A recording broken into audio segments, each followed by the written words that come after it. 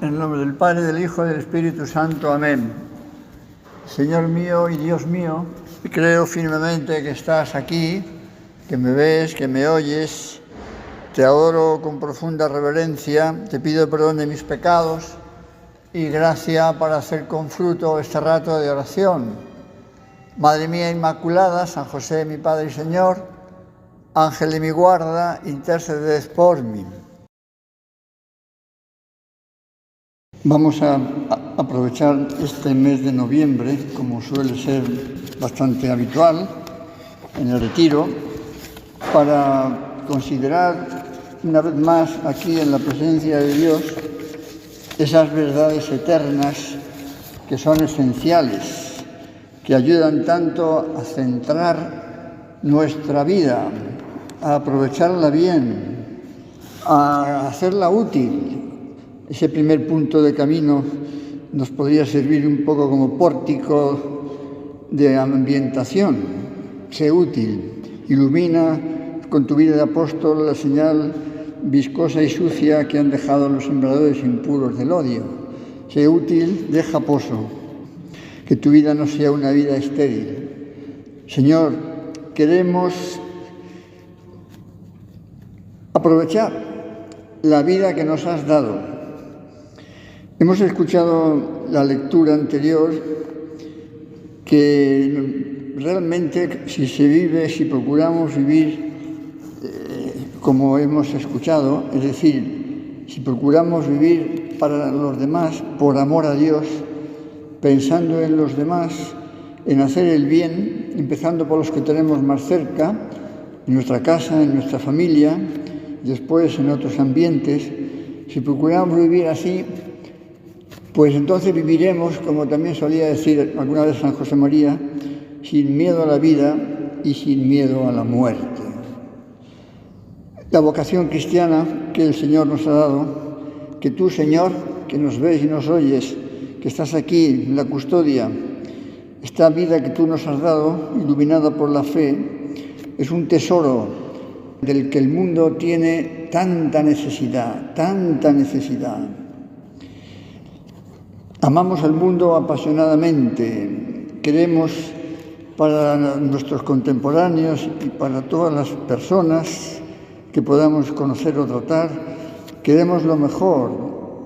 Y lo mejor incluye necesariamente que te conozcan, Señor, porque si no tampoco se van a conocer a sí mismos, como decía San Agustín. Que te conozca, Señor, y me conozca, porque si no te conozco a ti, no tengo una referencia adecuada para darme cuenta qué soy yo, quién soy yo, para qué vivo. Estaría como perdido. No sabría realmente bien cuál es la dirección correcta que debo seguir.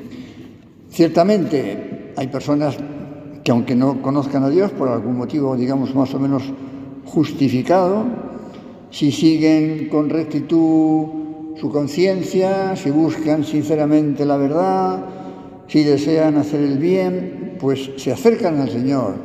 Y antes o después, seguro no pasará mucho tiempo, encontrarán al que es el sumo bien y la suma verdad.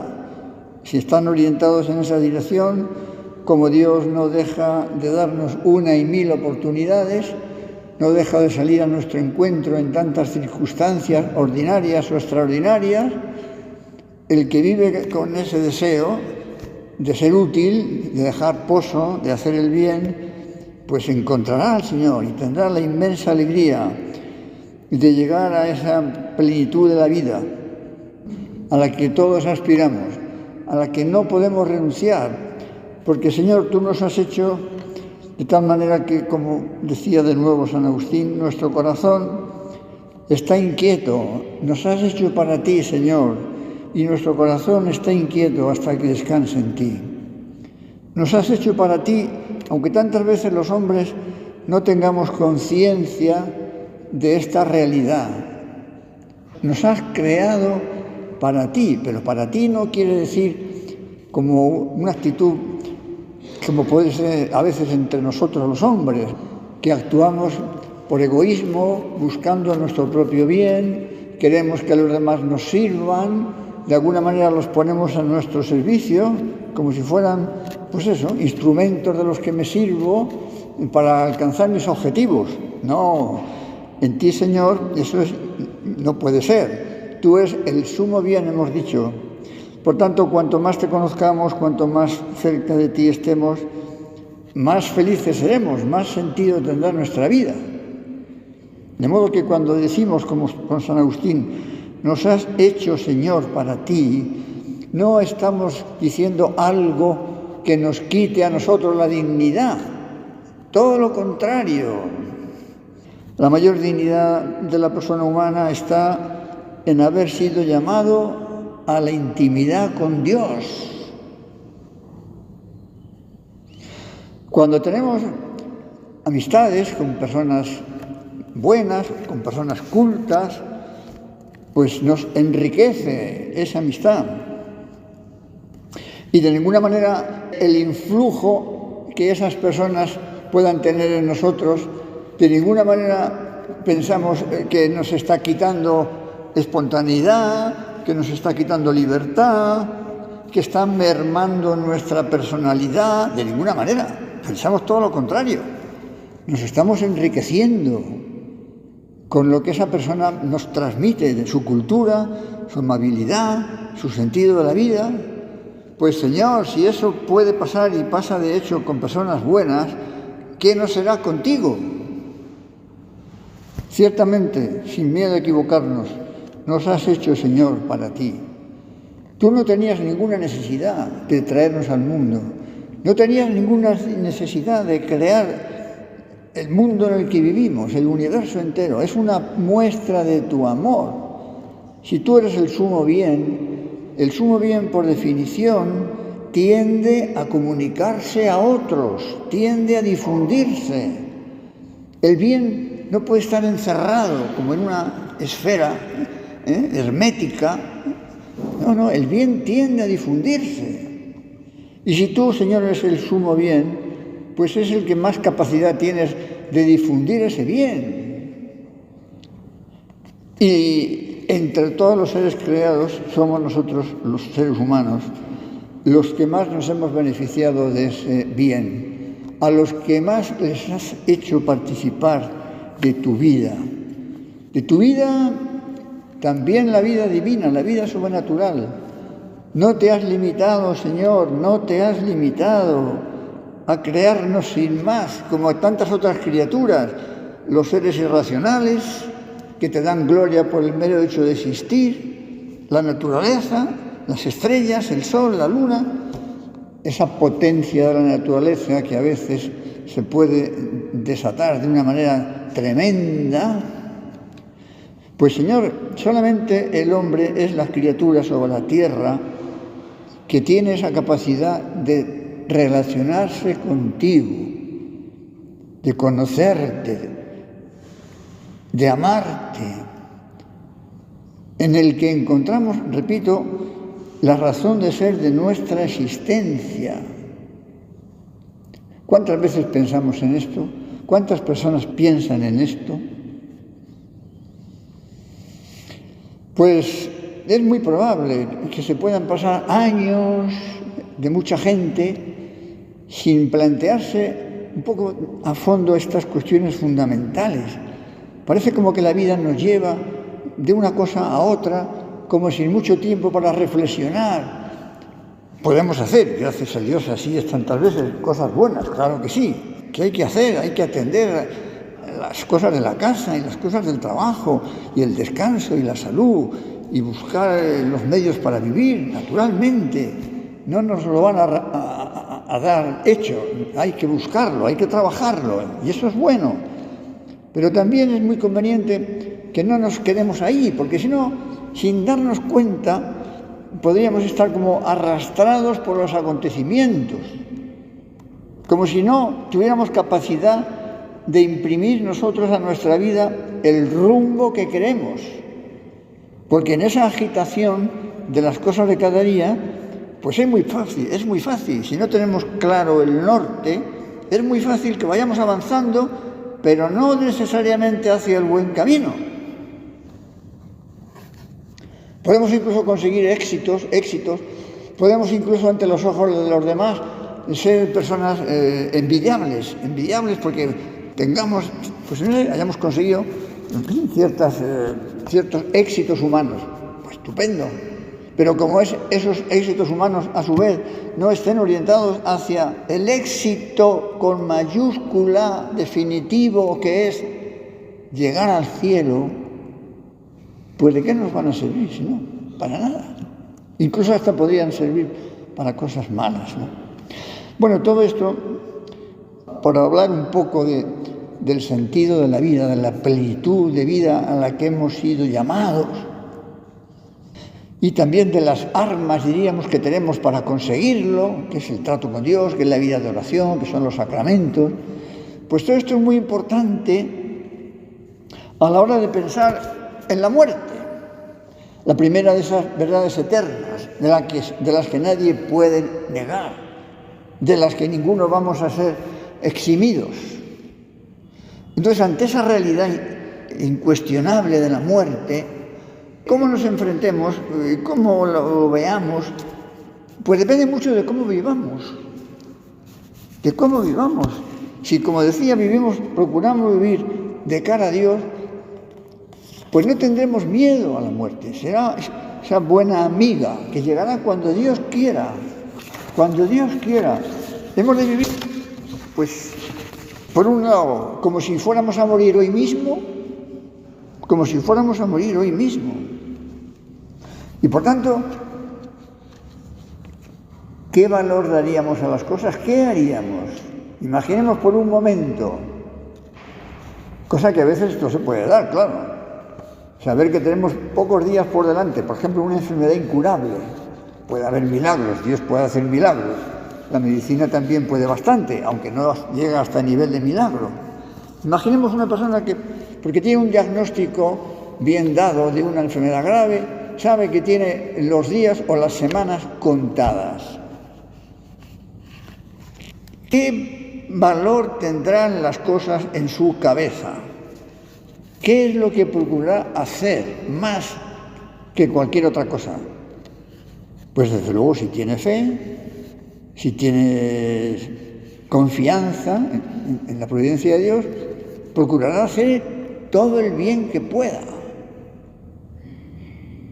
Y si tiene que dejar alguna cosa secundaria, la dejará para ocuparse de lo esencial, que es amar a Dios y amar al prójimo.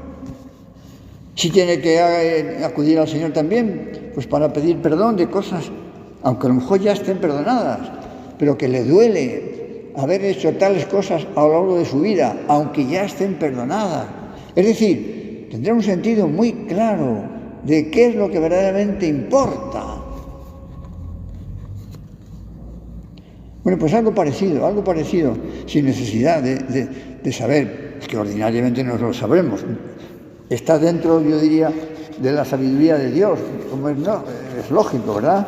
Que no sepamos cuándo va a llegar ese momento para nosotros, porque en general podría ser agobiante.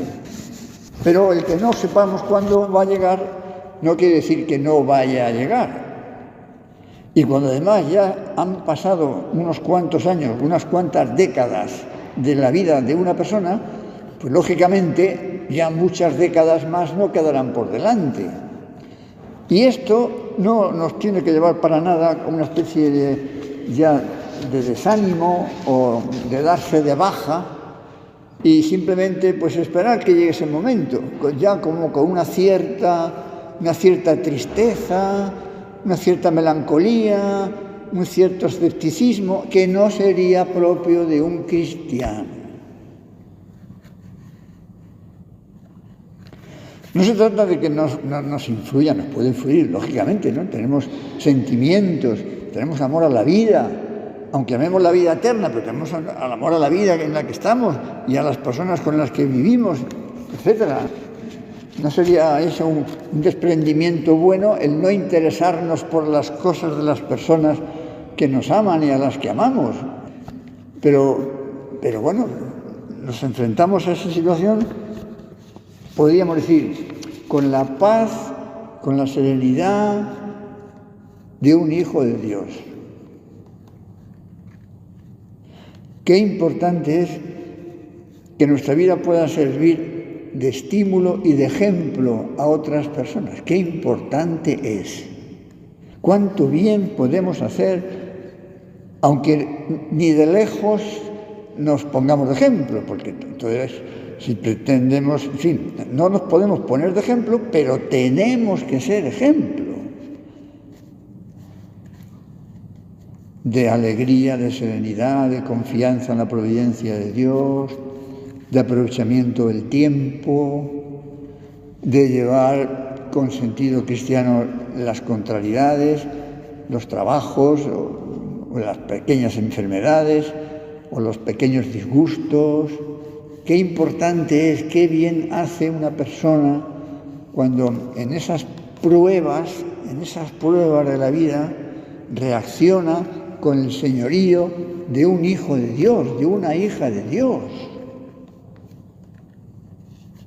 A lo mejor algunas personas, amigas conocidas que están un poco despistadas, un poco alejadas de Dios, les decimos cosas bien dichas, con don de lenguas incluso, sobre la buena doctrina, sobre la importancia de vivir de cara a Dios, y puede ser que esas consideraciones tan bien dichas, pues le entran por un oído, si es que le llegan a entrar, y por el otro le salen. No es que tengan mala actitud, no, es que no le interesa, no piensa, está como un poco obnubilado, en fin, está como fuera de órbita.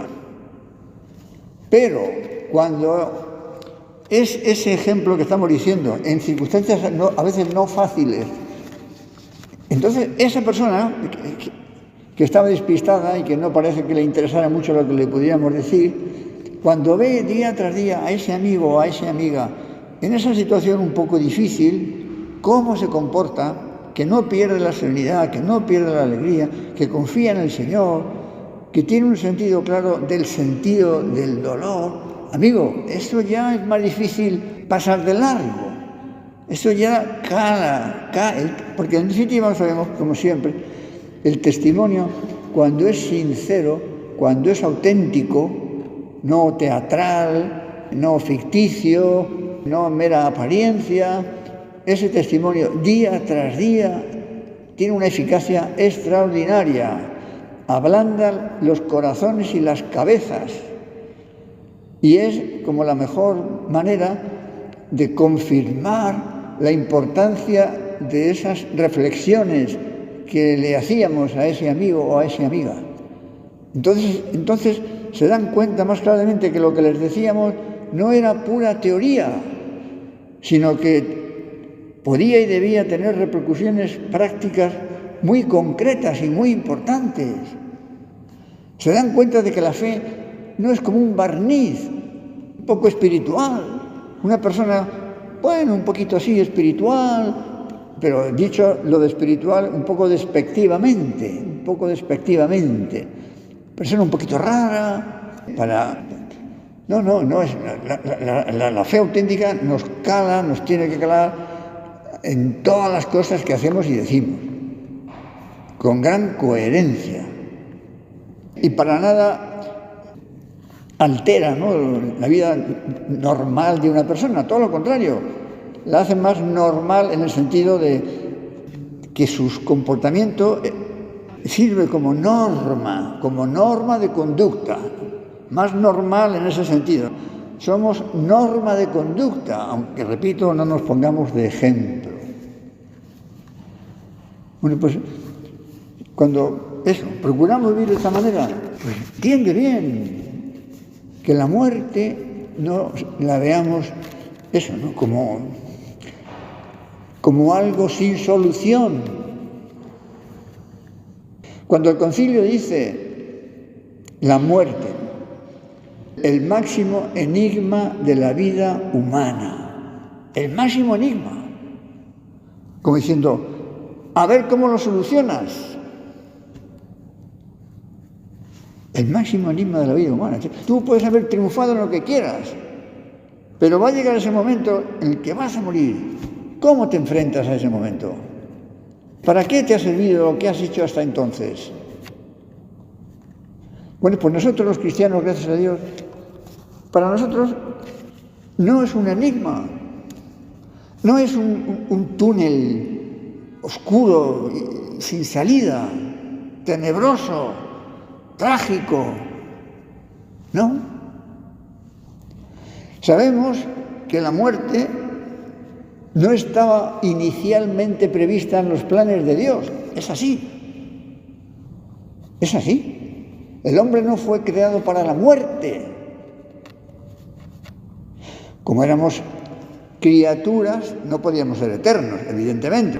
Tuvimos un inicio, fuimos creados, y por tanto todo lo que tiene un inicio tiene un fin.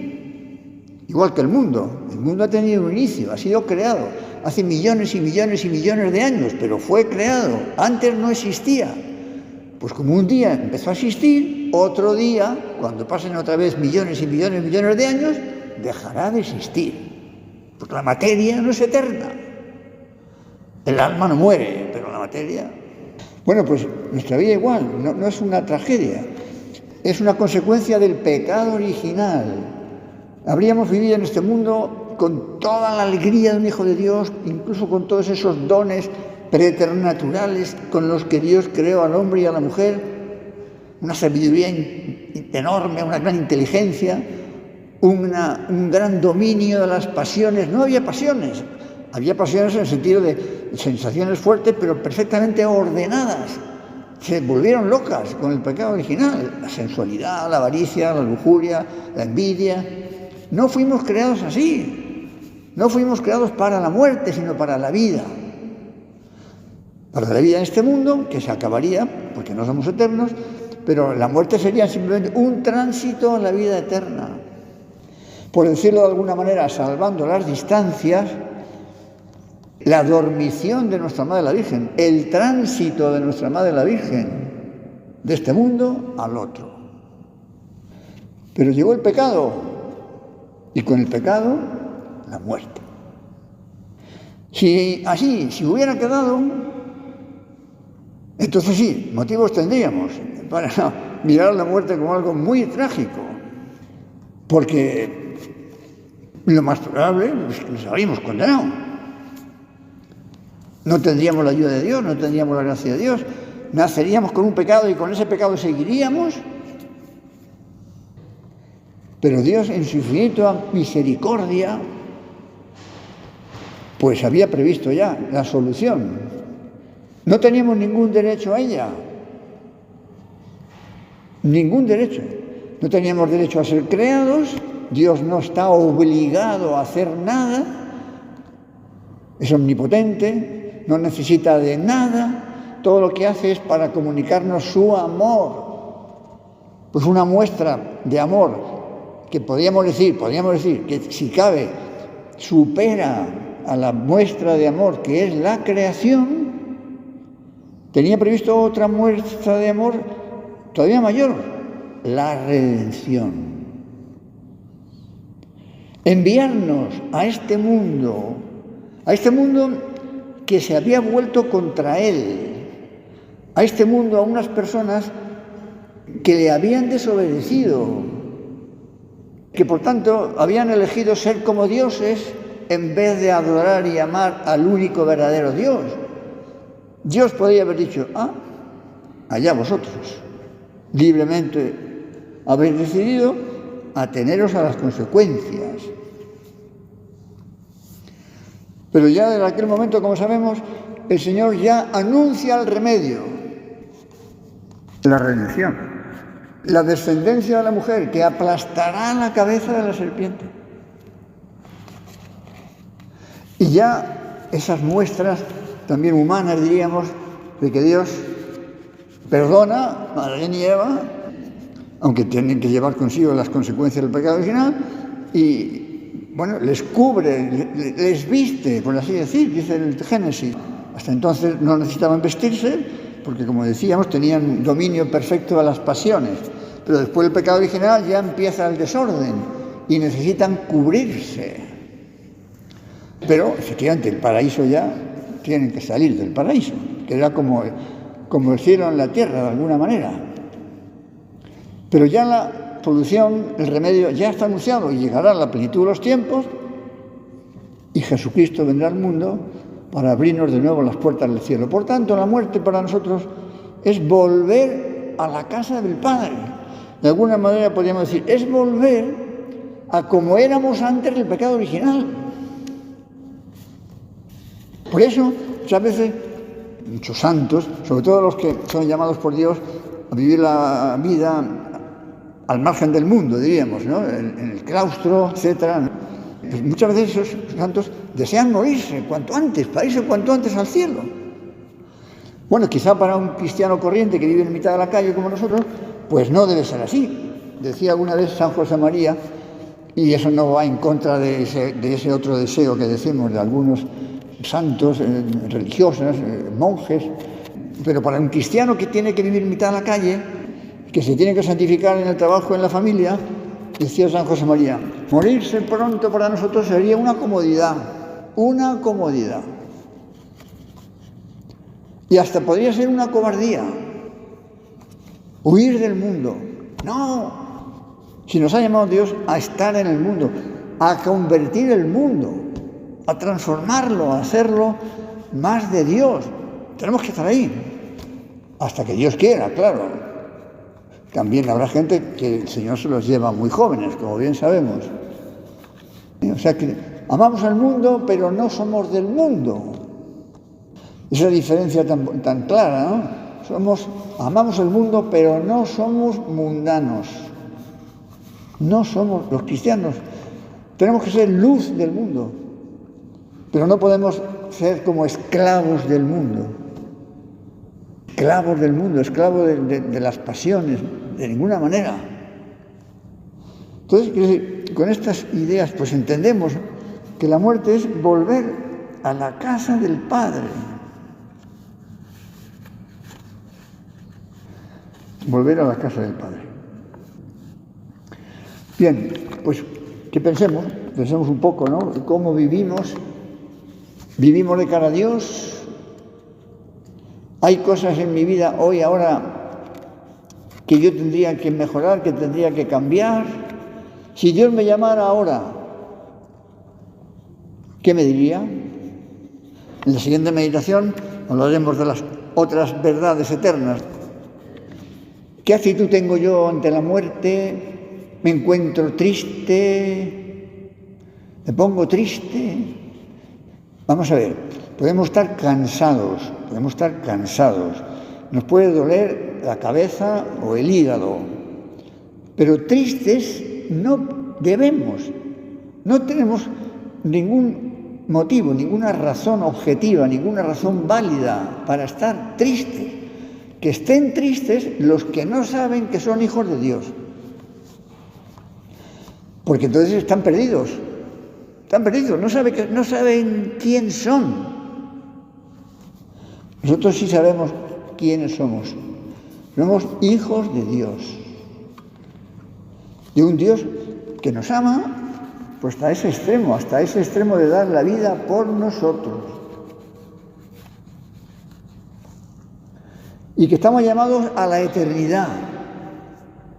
Yo lo en la segunda meditación, haré un poco de eso. Por tanto, lo que tenemos que hacer ahora es llenarnos de frutos, por así decir, ir bien cargados de buenas obras, de las obras de misericordia corporales y espirituales,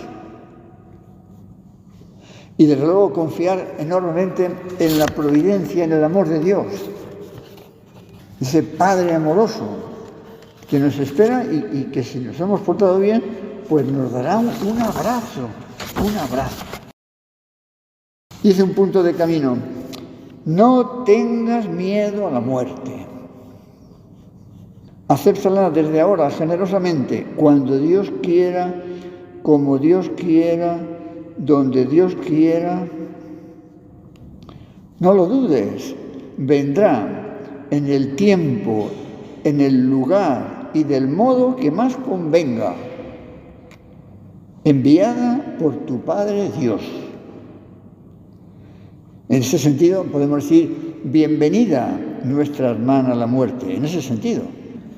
No porque estemos deseándola, sino porque, bueno, cuando Dios quiera, que nos encuentre bien preparados, bien preparados. Que tengamos esa seguridad y que nos sirva de estímulo. Ahora que tenemos un tiempo por delante, no sabemos cuánto, mucho o poco, el que sea, ahora es cuando tenemos que hacer un poco de examen, tenemos que ver en lo que haya que rectificar, y en las manos de Dios estamos, y por supuesto en las manos de San José, el patrón de la buena muerte. Y ya que estamos aquí en el oratorio, pues termino recordando que el Caballero de Gracia, hasta los 102 años de edad, con que murió, rezando, trabajando, haciendo el bien, una vida bien gastada de cara a Dios. Una persona que ha vivido así, lógicamente, pues se encuentra con una gran paz, convencido de que le espera el amor de su Padre Dios. Que así sea.